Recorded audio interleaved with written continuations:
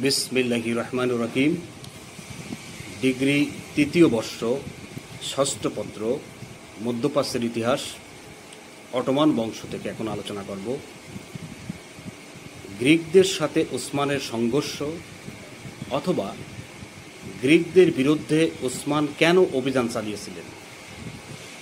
Ottoman তুর্কিদেরকে একটি সুস্থ শাসন ব্যবস্থার অধীনে এনে ওসমান একটি সুবিশাল সাম্রাজ্য প্রতিষ্ঠা করে ইতিহাসে অনন্য যোগ্যতার পরিচয় রেখেছেন।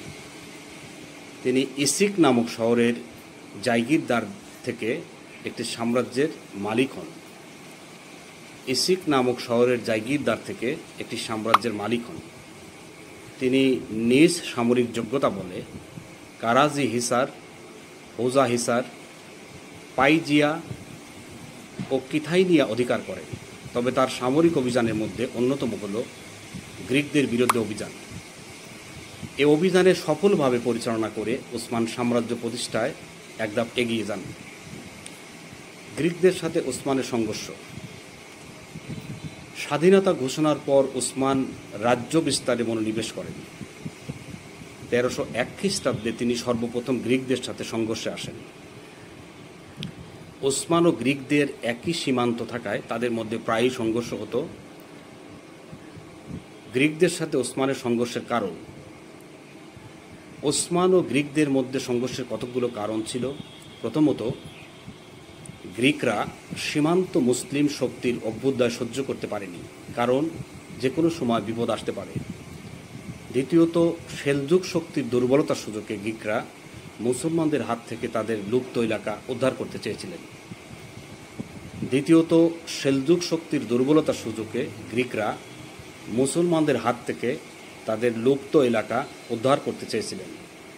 তৃতীয়ত, গ্রিকদের অধঃপতন ওসমানকে শক্তিশালী রাজ্য স্থাপনে অনুপ্রাণিত করেছিল।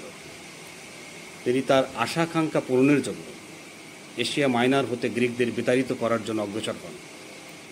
নিকোমেডিয়ার যুদ্ধ।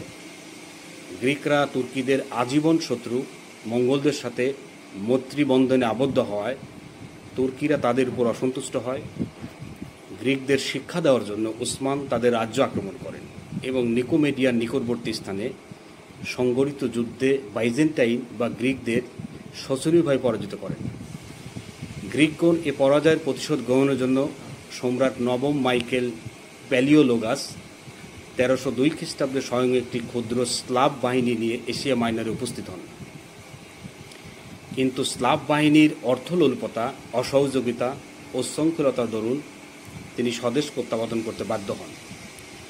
এটাই ছিল গ্রিক সম্রাটের এশিয়া মাইনরের রাজ্য রক্ষার শেষ প্রচেষ্টা।